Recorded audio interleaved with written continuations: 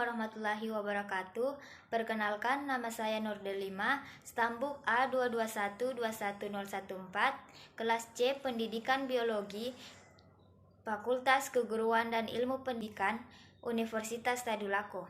Baiklah, di sini saya akan menjelaskan mengenai materi fotosintesis.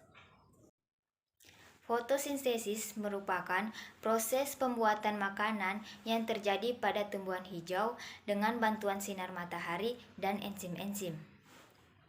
Fotosintesis adalah suatu proses biokimia yang dilakukan tumbuhan alga dan beberapa jenis bakteri untuk memproduksi energi terpakai nutrisi dengan memanfaatkan energi cahaya.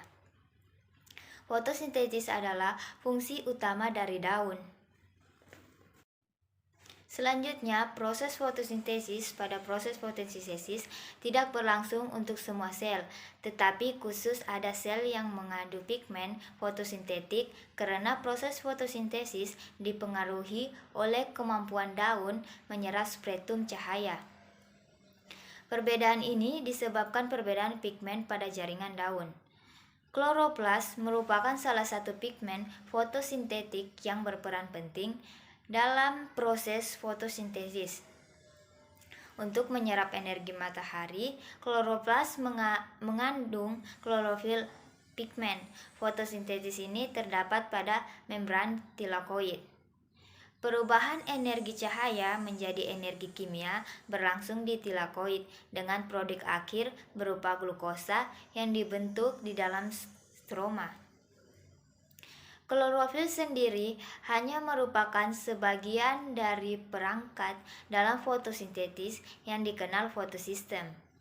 Fotosistem adalah unit dari tumbuhan untuk menangkap energi matahari klorofil. Proses fotosintesis terjadi menjadi dua, yaitu reaksi terang, reaksi tergantung cahaya, dan reaksi gelap, reaksi tidak tergantung cahaya.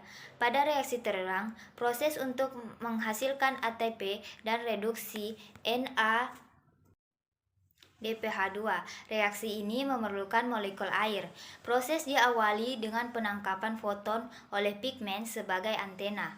Pigmen klorofil menyerap lebih banyak cahaya, terlihat pada warna 400-450 nanometer dan merah 650-700 nanometer dibandingkan hijau 500-600 nanometer.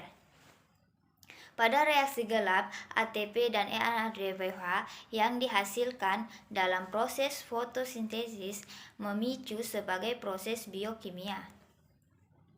Pada tumbuhan, proses biokimia yang terpicu adalah siklus Calvin yang mengikut karbon dioksida untuk membentuk ribolosa dan kemudian menjadi seperti glukosa. Reaksi ini disebut reaksi gelap karena tidak bergantung pada ada tidaknya cahaya, sehingga dapat terjadi meskipun dalam keadaan gelap tanpa cahaya. Adapun faktor-faktor yang mempengaruhi fotosintesis, yaitu pertama cahaya, kedua konsentrasi karbon dioksida, suhu, kadar air, kadar fotosintesis atau hasil fotosintesis, dan tahap pertumbuhan. Adapun kegunaan fotosintesis, yaitu fungsi utama fotosintesis untuk memproduksi zat makanan berupa glukosa. Glukosa menjadi bahan bakar dasar pembangunan zat makanan lainnya, yaitu lemak dan protein dalam tubuh tumbuhan. Zat-zat ini menjadi makanan bagi hewan maupun manusia. Oleh karena itu, kemampuan tumbuhan mengubah energi cahaya sinar matahari menjadi energi kimia zat makanan selalu menjadi mata rantai makanan.